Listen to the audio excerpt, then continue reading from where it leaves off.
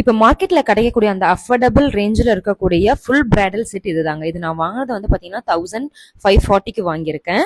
இது வந்து என்னாச்சுன்னா, நான் இது பேக்கேஜ் அன்பேக்கிங் பண்ணும் போது இது வந்து என் கையில இருந்து தெரியாம கீழே விழுந்து உடஞ்சிருச்சு. ஸோ அந்த ஏரியா தான் இது. இப்போ இது வந்து பாத்தீங்கன்னா திருப்பி இதை வந்து ஜாயின் பண்ணவே நம்ம முடியாது. இது ஒன்ஸ் இந்த ஜுவல்லரி பிரேக்கேஜ் ஆயிடுச்சுன்னா அது ஆனதுதான், நம்ம திருப்பி ரீயூஸ் பண்ண முடியாதுங்க. ஸோ இப்போ நான் ஒரு இடத்துல உடச்சு காட்டுறேன், இங்க பாருங்க. இப்போ இந்த இடத்துல வந்து இதை வந்து திருப்பி நம்ம ஜாயின் பண்றதுன்றது வந்து முடியவே முடியாது.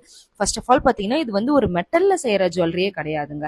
இதோடைய லுக் வைஸ் பாத்தீங்கன்னாலும் உங்களுக்கு வந்து அந்த அளவுக்கு ரிச் லுக் கொடுக்காது.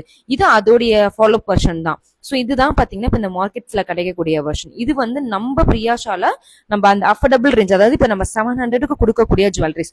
ஸோ இதோட ஃபினிஷிங்கும் உங்களுக்கு இதுதாங்க டிஃபரன்ஸ். அது வந்து பிட்டு பிட்டா போட்டு ஜாயிண்டா இருக்கும். உங்களுக்கு கலர்ஸ் வந்து கொஞ்சம் டிஃபரன்ஸ் இருக்கும். ஸோ நெக்ஸ்ட் வந்து பாத்தீங்கன்னா antique collection. The real antique அப்படின்றது பாத்தீங்கன்னா இதுதான் ஒரிஜினல் ஆன்டிக். இது வந்து பாத்தீங்கன்னா கம்ப்ளீட்டா காப்பி. ஸோ இப்போ இது ரெண்டு கம்பேரிசனும் உங்களுக்கு நான் திருப்பி காமிச்சிருப்பேன் பாருங்க. இதுதாங்க குவாலிட்டி டிஃபரன்ஸ்.